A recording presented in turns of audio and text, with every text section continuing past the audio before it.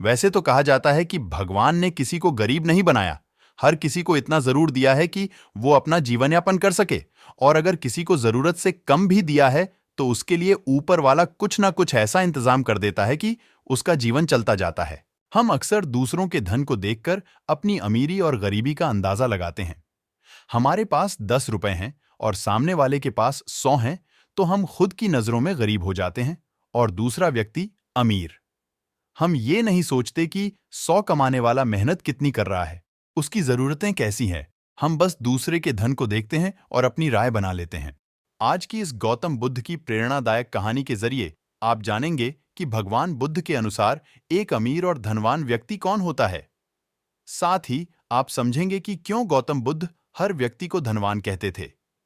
गौतम बुद्ध की कहानी आपको बहुत प्रभावित करेगी और इस बुद्ध की प्रेरणादायक कहानी से मिलने वाली शिक्षा आपके बहुत काम की होगी। एक समय की बात है, एक राज्य के राजा ने गौतम बुद्ध को कुछ दिनों के लिए अपने राज्य में आने का निमंत्रण दिया।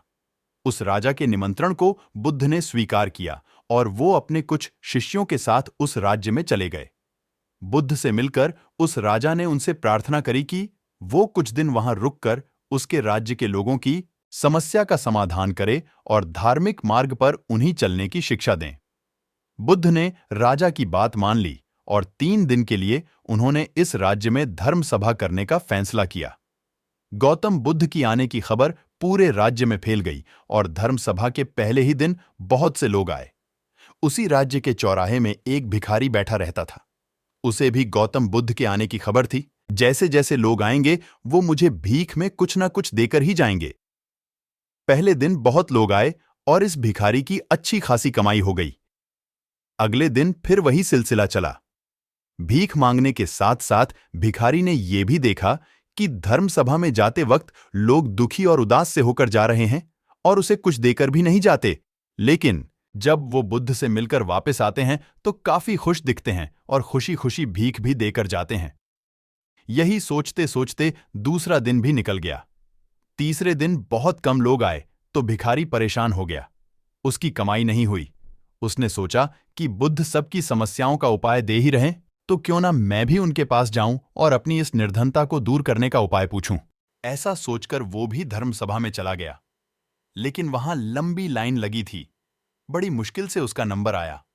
बुद्ध के पास पहुंचकर उसने प्रणाम किया और बोला, भगवान, इस गांव में सभी लोग खुश हैं और सभी धन सुविधा से संपन्न हैं, फिर मैं ही निर्धन क्यों हूं? उस भिखारी को देखकर भगवान बुद्ध बोले, तुम निर्धन इसलिए हो क्योंकि तुम हमेशा दूसरों से मांगते रहते हो, लेकिन कभी किसी को कुछ देते नहीं। तुम सोचते हो कि लोग तुम्हें भीख में बहुत पैसे दें, लेकिन बदले में तुम किसी को कुछ देना नहीं चाहते। ऐसा सुनकर वो भिखारी बड़ी हैरानी से बोला, भगवान, मैं क्या लोगों को कुछ दूंगा? मेरा तो खुद का गुजारा भीख मांगकर चलता है। मेरे पास देने को है ही क्या? बुद्ध कुछ देर के लिए मौन हो गए और थोड़ा देर रुकने के बाद बोले, तुम बहुत मूर्ख हो।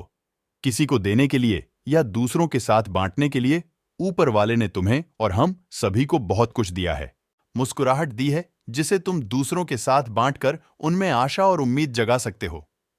आवाज दी है जिससे तुम मीठे शब्द बोलकर लोगों की तारीफ कर सकते हो। 2 हाथ दिए हैं जिनसे तुम दूसरों की मदद कर सकते हो।